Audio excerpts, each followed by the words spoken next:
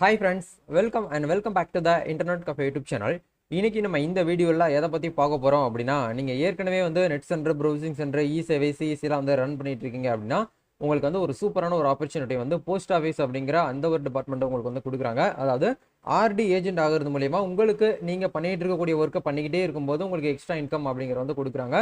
இந்த ஆர்டி சர்வீஸ்னா என்ன, இந்த ஆர்டி சர்வீஸ்னால நம்மளுக்கு என்ன பெனிஃபிட், எவ்வளோ இன்கம் இதுக்கு வந்து வரும் அப்படிங்கிறது A to Z எல்லாமே இந்த வீடியோவில் பார்க்க போகிறோம். இந்த ஆர்டி ஏஜென்ட்டுக்கு எப்படி நம்ம ஆன்லைனில் அப்ளை பண்ணணும் அப்படிங்கிற ப்ரொசீஜரையும் உங்களுக்கு இந்த வீடியோவில் நான் வந்து எக்ஸ்பிளைன் பண்ணியிருக்கேன். ஸோ வீடியோ வந்து ஸ்கிப் பண்ணாமல் ஃபுல்லாக பாருங்கள்.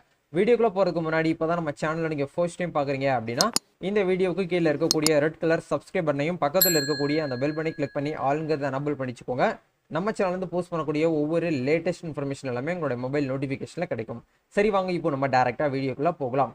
முதல்ல நம்ம வீடியோக்குள்ளே போகிறதுக்கு முன்னாடி இந்த ஆர்டி ஏஜென்ட் அப்படிங்கிறது வந்து போஸ்ட் ஆஃபீஸ் தான் வந்து பார்த்தீங்கன்னா போஸ்ட் ஆஃபீஸ் நிறுவனம் தான் வந்து கொடுக்குறாங்க. சேவிங்ஸ், அதாவது அன்றாட மக்கள் வந்து பார்த்தீங்கன்னா சேவிங்ஸ் பண்ணிட்டு இருப்பாங்க இல்லையா, அந்த ஒரு சேவிங்ஸ் அமௌண்ட்டை வந்து நீங்கள் கலெக்ட் பண்ணி இப்போ நம்ம அதாவது நீங்கள் ஒரு ப்ரௌசிங் சென்டரோ நெட் சென்டரோ வச்சிருக்கீங்க அப்படின்னா உங்களுக்கு குறைஞ்சபட்சம் வந்து பார்த்தீங்கன்னா ஒரு நாளைக்கு வந்து ஒரு 20 கஸ்டமராவது கண்டிப்பாக வந்து வருவாங்க. இது வந்து மினிமம் நான் சொல்கிறது. ஒரு 20 கஸ்டமராவது வருவாங்க. அந்த 20 கஸ்டமரில் கண்டிப்பாக யாராச்சும் ஒருத்தவங்க வந்து போஸ்ட் ஆஃபீஸ் சேவிங்ஸ் ஸ்கீமை பற்றி அவங்களுக்கு வந்து தெரிஞ்சிருக்கும். அவங்க போஸ்ட் ஆஃபீஸ்க்கு போயிட்டு வந்து அலையிறதை விட உங்ககிட்டே வந்து பார்த்தீங்கன்னா அவங்க அமௌண்ட் வந்து பே பண்ணிட்டாங்க அப்படின்னா நீங்கள் என்ன பண்ண போறீங்கன்னா அந்த அமௌண்ட்டை எடுத்துகிட்டு போயிட்டு நீங்கள் ஆர்டி ஏஜென்ட், அதாவது போஸ்ட் ஆஃபீஸில் நீங்கள் பே பண்ண போறீங்க. அப்படி பே பண்ணுறதுனால உங்களுக்கு வந்து பார்த்தீங்கன்னா அது மூலியமா ஒரு சில கமிஷன்ஸ் பேஸ் பண்ணி உங்களுக்கு வந்து அமௌண்ட் வந்து கொடுக்குறாங்க.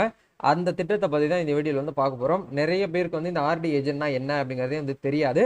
ஸோ இதை பற்றி நம்ம வந்து முழுமையாக இந்த வீடியோவில் வந்து பார்க்க போகிறோம். இது வந்து ஒரு எக்ஸ்ட்ரா இன்கம் ஆப்பர்ச்சுனிட்டின்னு சொல்லலாம், இல்லை வந்து ஒரு அடிஷ்னல் இன்கம் ஆப்பர்ச்சுனிட்டின்னு சொல்லலாம். இப்போ எல்லாருமே வந்து இ சேவை வச்சிருக்கவங்க எல்லாருமே வந்து அதிகமாக புலம்பிட்டு இருக்கக்கூடிய ஒரு விஷயம் என்ன அப்படின்னா, எல்லா இடத்துலையுமே வந்து இ சேவை ஐடி வந்து கொடுத்துட்டாங்க, அதனால எங்களுக்கு வந்து ரெவன்யூ அப்படிங்கிறது கொஞ்சம் டவுன் ஆயிடுச்சு அப்படின்னு சொல்கிறீங்க.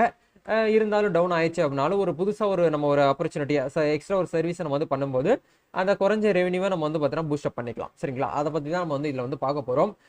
ஓகே, முதல்ல வந்து இந்த ஆர்டி ஏஜென்ட்னா என்ன அப்படிங்கிறத முதல் ஒன் பை ஒன்னா இந்த இடத்துல பார்க்கலாம். சரிங்களா, ஓகே. முதல்ல வந்து பார்த்தீங்கன்னா இது யார் வந்து கொடுக்குறாங்க அப்படின்னா போஸ்ட் ஆஃபீஸ் அப்படிங்கிற அந்த ஒரு நிறுவனம் தான் வந்து பார்த்தீங்கன்னா கொடுக்குறாங்க. Post office agent, sorry RD agent அப்படின்னு சொல்லிட்டு இதுக்கு வந்து பார்த்தீங்கன்னா எந்த ஒரு முதலீடு அப்படிங்கிறத நம்ம வந்து போடணுமான்னு கேட்டிங்கன்னா கிடையாது. ஐடி வாங்குறதுக்கு ஜஸ்ட் வந்து பார்த்தீங்கன்னா ஒரு 500 ரூபாய் மட்டும் ரிஜிஸ்ட்ரேஷன் ஃபீஸை வந்து கேட்பாங்க. அந்த அமௌண்ட்டை நீங்கள் பே பண்ணி விட்டீங்கனாலே போதும், உங்களுக்கு அந்த ஐடி வச்சு நீங்கள் கஸ்டமருக்கு வந்து பார்த்தீங்கன்னா சர்வீஸ் பண்ணி நீங்கள் அமௌண்ட் வந்து பார்த்தீங்கன்னா கமிஷன்ஸ் பேஸ் பண்ணி ஏர்ன் பண்ணிக்கலாம். சப்போஸ் இந்த ஐடி வந்து எனக்கு வந்து வேண்டாம், நான் வந்து குவிட் பண்ணிக்கிறேன் அப்படின்னு நினைக்கக்கூடியவங்க நீங்கள் குவிட் பண்ணிக்கலாம். அந்த 500 ரூபாய் அப்படிங்கிறத உங்களுக்கு ரிட்டர்ன் வந்து கொடுத்துருவாங்க. சரிங்களா, அதுதான் இந்த இடத்துல வந்து தெளிவாக வந்து சொல்லியிருக்காங்க. எந்த ஒரு முதலீடும் இல்லாமல் மாதம் வந்து பார்த்தீங்கன்னா 40,000க்கு மேல் சம்பாதிக்கக்கூடிய ஒரு திட்டத்தை பற்றி நமது தெரிய போகுது. இந்த திட்டத்தை பற்றி தான் இதில் வந்து நம்ம வந்து பார்க்க போகிறோம். அப்படிங்கிற வந்து பார்க்கும்போது இந்த திட்டத்தில் வந்து பார்த்தீங்கன்னா அஞ்சல் அலுவலகம் வந்து வழங்கப்படுகிறது அப்படிங்கிற கொடுத்துருக்காங்க. போஸ்ட் ஆஃபீஸ் என்று சொல்லும் போதே உங்களுக்கு ஞாபகத்தில் வர்றது வந்து ஃபர்ஸ்ட் வந்து ஏதாவது வந்து டெபாசிட் பண்ணணுமா, நம்ம வந்து ஏற்கனவே வந்து அமௌண்ட் வந்து போட்டு வச்சா தானே நம்மளுக்கு வந்து எல்லாம் வந்து கொடுப்பாங்க அப்படின்னு சொல்லிட்டு நீங்கள் வந்து நினைப்பீங்க. ஆக்சுவலாக அது அந்த ஸ்கீம்ஸ் இருக்கிறது வந்து ஒரு சாதாரண ஒரு பொதுமக்களுக்கு, அதாவது ஒரு அன்றாட தேவையான விஷயத்தை நம்ம வந்து பண்ணும்போது மக்களுக்கு தான் வந்து பார்த்தீங்கன்னா அந்த மாதிரி ஸ்கீம்ஸ் வந்து இருக்குது. பட் வந்து சென்டர் வச்சிருக்கவங்களுக்கு ஒரு வருமானத்தை ஏற்படுத்தி கொடுக்கறது தான் வந்து பார்த்தீங்கன்னா இதோடைய ஒரு நோக்கமே. சரிங்களா, இந்த போஸ்ட் ஆஃபீஸ் ஆர்டி ஏஜென்ட் அப்படிங்கிறது வந்து என்ன அப்படிங்கிறத பார்க்கும்போது நீங்கள் அஞ்சல் அலுவலகத்தில் நீங்கள் ஒரு முகவராக ஆகலாம், சேர்ந்து மாதம் நீங்களும் வருமானம் பெற முடியும் அப்படிங்கிற கொடுத்துருக்காங்க. போஸ்ட் ஆஃபீஸ் ஆர்டி ஏஜென்டாக சேர்வதற்கு நீங்கள் எந்த ஒரு தொகையும் செலுத்த அவசியம் இல்லை. அதாவது எந்த ஒரு தொகையும்னா நீங்கள் டெபாசிட், ஃபிக்ஸ்ட் டெபாசிட் எதுவுமே நீங்கள் பண்ண வேண்டாம் அப்படிங்கிற சொல்றாங்க. 500 ரூபாய் மட்டும் நீங்கள் வந்து ரெஜிஸ்ட்ரேஷன் ஃபீஸை மட்டும் பே பண்ணால் போதும் அப்படிங்கிற சொல்றாங்க.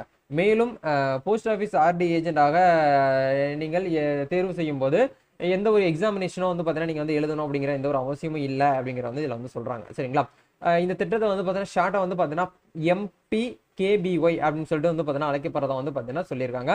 இதான் வந்து பார்த்தீங்கன்னா சுருக்கமாக வந்து ஆர்டி ஏஜென்ட் அப்படிங்கிறத நம்ம வந்து சொல்கிறோம். இப்போ எப்படி ஒவ்வொரு இதுக்கும் அந்த இது LICக்கு ஏஜென்ட் இருக்காங்க, இன்சூரன்ஸ் பாலிசிக்கு வந்து ஏஜென்ட் வந்து பார்த்தீங்கன்னா இருக்காங்களோ, அதே மாதிரி போஸ்ட் ஆஃபீஸுக்கும் வந்து ஒரு ஏஜென்ட் அப்படிங்கிறது வந்து இருக்காங்க. சரிங்களா, எப்படி வருமானம் கிடைக்கும், இப்போ இதெல்லாம் நீங்கள் சொல்கிறது ஓகே ப்ரோ, இதுக்கு வருமானம் வந்து எப்படி வந்து நம்ம வந்து எதிர்பார்க்குறது அப்படிங்கிறத பார்க்கும்போது பொதுவாக வந்து பார்த்தீங்கன்னா ரெக்கார்டிங் டெபாசிட் அப்படிங்கிற வந்து பார்த்தீங்கன்னா தொகையை பொதுமக்கள் நேரடியாக அஞ்சல் அலுவலகத்தில் சென்று அல்லது ஆன்லைன் மூலியமாக வந்து பார்த்தீங்கன்னா செலுத்துகிறார். அதுவே நீங்கள் ஆர்டி ஏஜென்டாக பதிவு செய்தீர்கள் என்றால் நீங்கள் பொதுமக்களிடமிருந்து பணத்தை வசூல் செய்து அஞ்சல் அலுவலகத்தில் செலுத்தினால் நீங்கள் எவ்வளவு தொகையை செலுத்துகிறீர்களோ அதிலிருந்து 4% உங்களுக்கு கமிஷனாக கிடைக்கும்.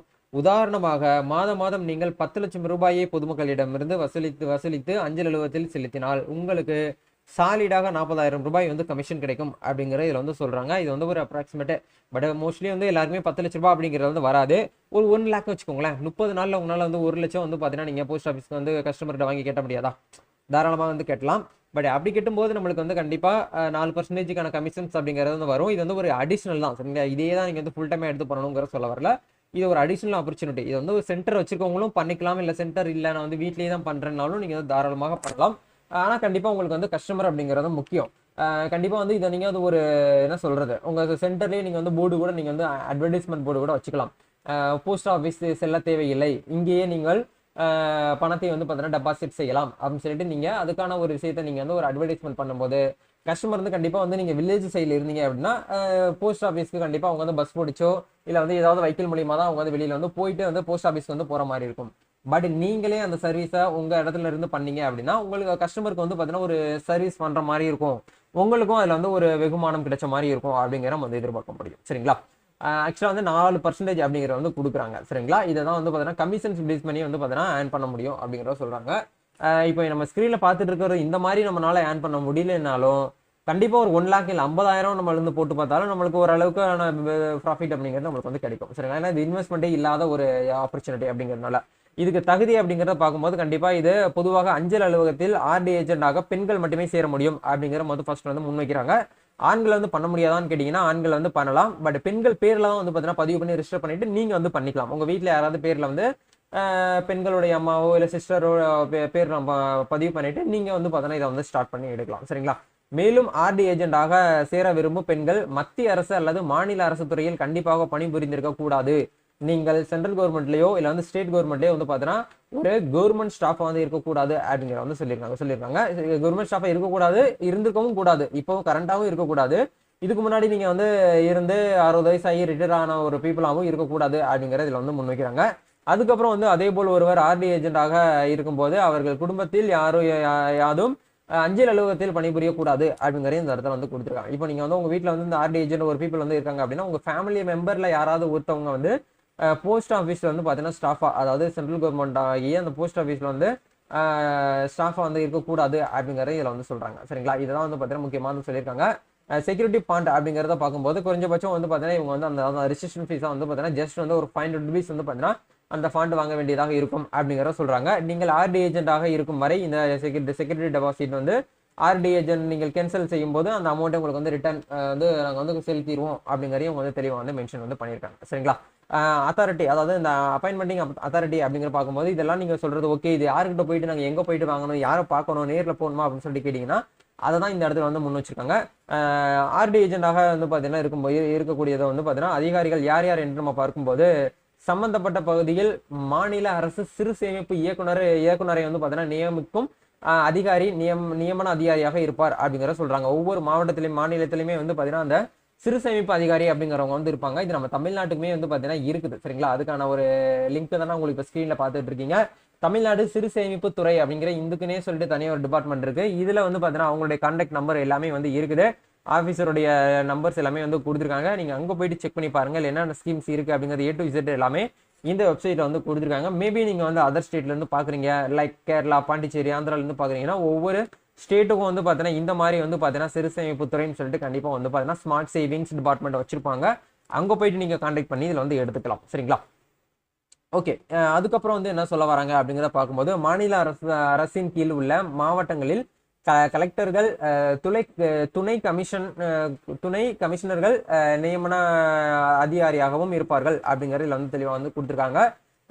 ஆர்டி ஏஜென்டாக விண்ணப்பிக்க விரும்புவர்கள் மேலே குறிப்பிடப்பட்டுள்ள அதிகாரிகளிடமிருந்து விண்ணப்பங்களை சமர்ப்பிக்கலாம் அப்படிங்கிற தெளிவாக வந்து சொல்லிட்டாங்க. நீங்க நேரில் போயிட்டு இதை பத்தி முழுமையாக வந்து தெரிஞ்சுக்கிட்டு நீங்க வந்து அப்ளை பண்ணாலும் ஓகே, இல்லை நீங்க ஆன்லைன்ல அப்ளை பண்ண போறீங்க அப்படின்னாலும் ஆன்லைன்ல ஒரு லிங்க் வந்து நான் வந்து டிஸ்கிரிப்ஷன்ல கொடுத்துறேன்.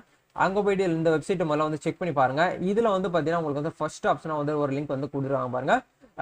To apply online click care agent அப்படின்னு சொல்லி ஒரு ஆப்ஷன் வந்து கொடுத்துருக்காங்க. நம்ம வந்து பார்த்தீங்கன்னா PMKBY அப்படிங்கிற இந்த ஸ்கீம்ஸ்க்கு நம்ம வந்து அப்ளை பண்ண போறோம் அப்படிங்கிறதுனால இந்த ஆர்டி ஏஜென்ட் ஸ்கீம் தான் இது.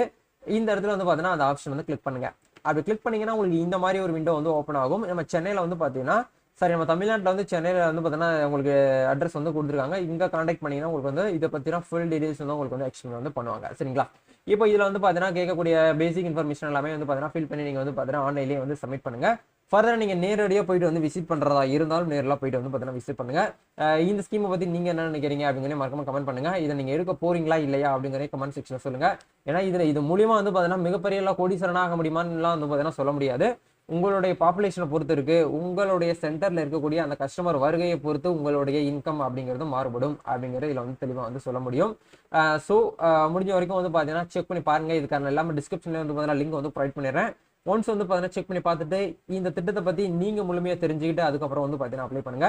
நம்ம நெக்ஸ்ட் ஒரு அனதர் ஆப்பர்ச்சுனிட்டியோட சந்திப்போம். இந்த வீடியோ உங்களுக்கு யூஸ்ஃபுல்லாக இருந்துச்சுன்னா லைக் பண்ணுங்க, ஷேர் பண்ணுங்க, கமெண்ட் பண்ணுங்க. நம்ம அனதர் வீடியோவில் மீட் பண்ணுவோம். Thank you, all the best.